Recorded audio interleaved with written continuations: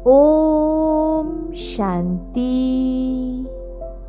मीठे शिव बाबा की मीठी मुरली में आने वाली कहानियां। कहानी का नाम सुखदेव और राजा जनक। बहुत समय की बात है, व्यास नाम के एक महान ऋषि इस भारत भूमि पर रहते थे। अपनी दिव्य शक्ति से उन्होंने अपनी पत्नी के गर्भ में एक संत आत्मा को धारण करवाया।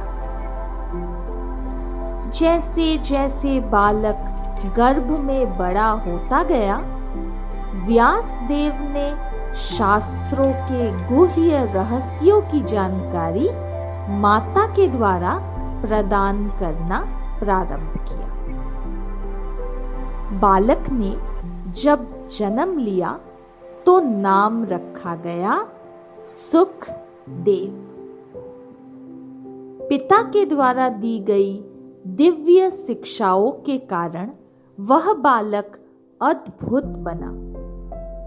12 वर्ष की छोटी सी उम्र में ही वह सभी शास्त्रों के श्लोकों का ज्ञाता भी बन गया।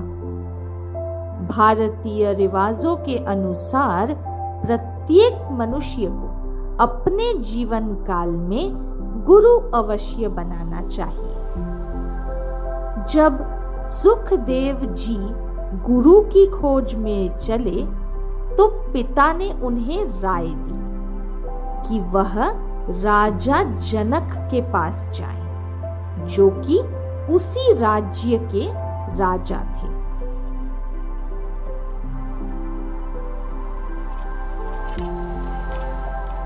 एक दिन राजा जनक ने अपने शिष्य सुखदेव को 2 प्याले के आकार के दीपकों में तेल भर कर दिया और कहा कि पूरे महल की सभी चीजों को विस्तार से देखना और आकर के वर्णन करना, लेकिन दीपकों से तेल की एक भी बूंद छलकनी नहीं चाहिए।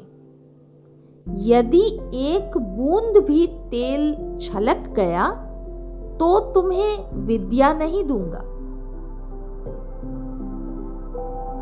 राजा ने 2 दूतों को सुखदेव के साथ भेजा और दीपों को बार बार भरते रहने का आदेश भी दिया। यह एक चुनौती भरा कार्य था। 2 घंटे के बाद सुखदेव जी जीत की खुशी में बिना एक बूंद तेल छलकाए राजा के पास पहुंचे। राजा जनक ने पूछा, सुखदेव, बताओ तुमने मेरे महल के अंदर क्या क्या देखा? सुखदेव ने कहा, हे गुरुदेव, मेरी एक ही उपलब्धि रही कि बिना एक बूंद तेल गिराए मैं वापस पहुंच गया। मेरा मन इसी लक्ष्य पर एकाग्र था कि एक बूंद भी तेल न छलके। बाकी महल में क्या क्या है, इस बात पर मैंने ध्यान ही नहीं दिया। राजा जनक ने कहा, मुझे तुमसे बहुत निराशा हुई। तुमने पूरी परीक्षा पास नहीं की। पुनः दीप लेकर जाओ। ध्यान रहे, बिना तेल छलकाए सभी चीजों को ध्यान पूर्वक देखना। 10 घंटे बाद सुखदेव शांत चित्त स्थिति से वापस आए। उन्होंने एक बूंद भी तेल गिरने न दिया और न ही वे पहले की तरह उत्तेजित थे। राजा के सभी प्रश्नों का सही सही जवाब भी दिया, उन बारीकियों का भी व्याख्यान किया जो राजमहल में थी। तब राजा जनक ने यह रहस्य बतलाया कि ठीक इसी प्रकार मैं भी रहता हूं। मैं महल में अवश्य रहता हूं, इसकी संभाल भी करता हूं, परंतु मैं इससे मोहित नहीं हूं। मैं सदा आत्म ज्योति को ही देखता हूं।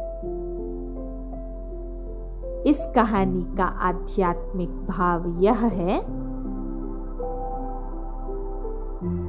शिव बाबा हमें आत्मिक स्थिति के निरंतर प्रयास से न्यारे और प्यारे रहना सिखाते हैं। हम अपनी आत्मिक स्थिति के निरंतर प्रयास से डिटैच यानी न्यारे हो सकते हैं। साथ साथ अपने कर्तव्य को भी सजग रह पूरी जिम्मेवारी के साथ निभा भी सकते हैं। अच्छा, ओम शांति।